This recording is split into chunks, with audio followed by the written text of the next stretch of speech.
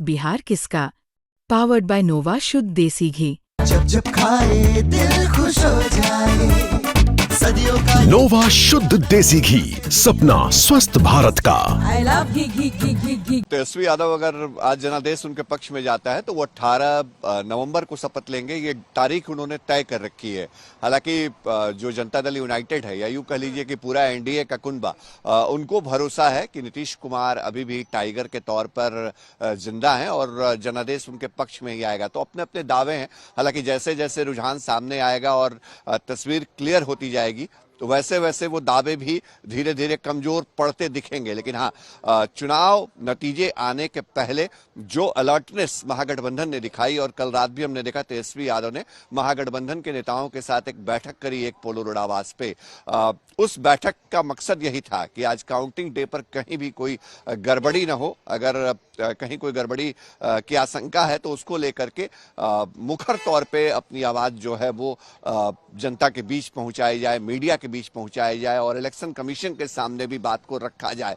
इसको लेकर के प्लानिंग की गई है। लेकिन हाँ, आज जनादेश है तो जाहिर तौर पे चाचा और भतीजे की कह सकते हैं कि जो कभी जुगलबंदी भी हमने देखी है साथ में, जब वो सत्ता में साथ साथ रहे हैं, आज उनके बीच ये तय होगा कि चाचा अभी कंटिन्यू करेंगे, नीतीश कुमार अभी बिहार में जनादेश के साथ आगे भी मुख्यमंत्री बने रहेंगे, या फिर जो युवा का कार्ड तेजस्वी यादव ने खेला या फिर अलग अलग मुद्दों और वादों की झड़ी लगाई, उन वादों के बूते वो बिहार की सत्ता पर काबिज होंगे। प्रीति, लेकिन इस वक्त आपको सीधे तस्वीर दिखाते हैं। अपने सहयोगी नदीम से कहेंगे थोड़ा जूम करके दिखाएं।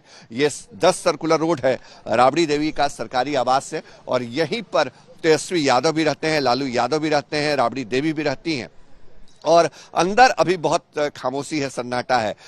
अमूमन बहुत हलचल सुबह में होती नहीं है यहाँ पे, चुनाव दर चुनाव हमने देखा है। और उम्मीद की जा रही है कि जब काउंटिंग शुरू होगी तो उसके बाद यहाँ थोड़ी हलचल बढ़ेगी रुझानों के साथ साथ।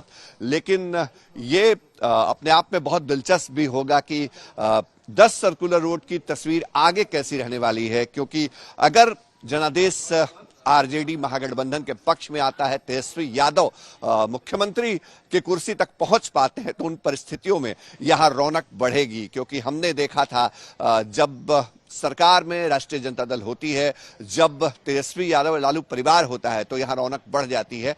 और अगर वो जनादेश पक्ष में नहीं आया तो फिर संघर्ष के साल जो है वो आगे भी रहेंगे।